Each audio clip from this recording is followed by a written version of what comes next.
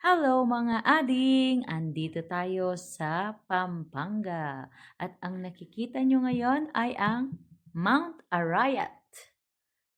At nandito kami para magkape. Ito po ang view na makikita ninyo kapag nasa taas kayo ng cafe. Yan. Ito yung surroundings ng cafe. Maganda siya. Marami, ang Instagrammable, marami kang pwedeng pag-picturean. Ayan. Meron ding part na parang mga heart-heart, gano'n. Pwede ka rin magkape sa labas kung gusto mo. Kuha ka dun sa loob ng cafe. Yan, pwede kang picture dito, mag-take ng picture with your family. At pwede ka ring umakyat sa taas para makita mo ang view ng Mount Arayat. May mga books din na naka-display. Ito yung hagdan. Hindi naman siya kataasan. At yan ang makikita mo sa baba. Dito ka mag-o-order ng cafe. Meron ding mga decoration outside. At pwede mong... Ayan. Ayan. Oh. Picture doon. Wow, Guyabano. ang sarap na guyabano. Maganda ito Ay, wow, sa oo. ating health. Yan. At kapag nagsawa, pwede na ka nang mamasyal sa loob ng Clark. Ito ang Clark, maraming puno ng acacia at ang lalaki nila guys. Pwede ring mag-picnic sa baba. At ito ay napakaluwang. Makaluwang na partes ng Clark. Yan. Ito yung way pauwi na sa bahay. Pagkatapos magkape, kailangan nang umuwi. At dito naman sa part na to, kung maisipan mong mag-hiking, pwede ka rin pumunta dito sa part na to ng Pampanga. Ito ay dinaanan ng lahar noong pumutok ang Pinatubo. Medyo rough road ang madadaanan. Dapat hindi ka pupunta dito pag tag-ulan. Kasi medyo delikado yung sasakyan mo.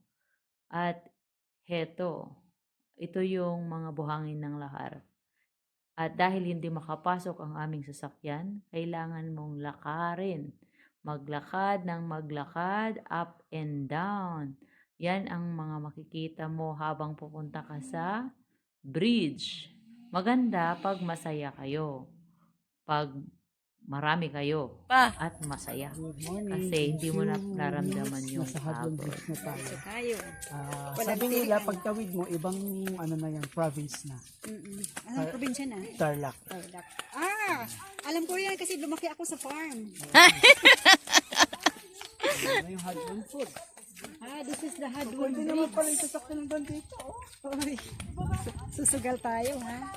Hoy, Lexia! Anong idea yan? Diyos ko. Pila? 50 pesos? Wala pong entrance dito, libre lang basta't malakas ang iyong loob na tumawid sa bridge na gumagalaw-galaw. Pero sabi nila matibay ito. Matibay kasi motor nga kaya ng isang motor dito lalo na pag tao. Ayan. Yan, gagalaw-galaw yan kapag ikaw ay tumatalon-talon. Pero delikado ito kapag hindi mo tinitignan ang dinadaanan mo kasi may mga butas-butas. May mga part na sira na. Sa tagal ba naman? Sa tagal ba naman ng bridge na to, di may mga part na butas. Pero matibay siya kasi dinadaanan to ng mga motor. At yung mga bata parang hindi sila takot. Normal na normal sa kanila yung yung galaw ng bridge. Ito yung dinadaanan ng mga ATV. Minsan, pwede mo rin itong puntahan sa baba. dadaan ka dun sa baba. Ito ay daanan ng lahar noon.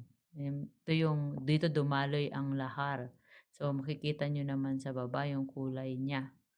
At nakakalula itong bridge na 'to, pero maganda ang view. Kaya kapag ikaw ay tumatawid, mamamangha ka talaga sa ganda ng view. 'Yan, 'yan ito. May mga wala pang 2 minutes nandun ka na sa kabila. Pero kung mag-picture-picture ka pa diyan, siyempre tatagal ka diyan sa bridge. Ito ay partes pa rin ng Pampanga. Puwede kang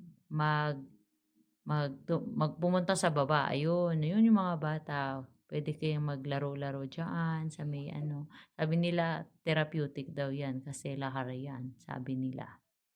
Ayan, masayang masayang tumawid diyan kasi healthy daw, sabi nila.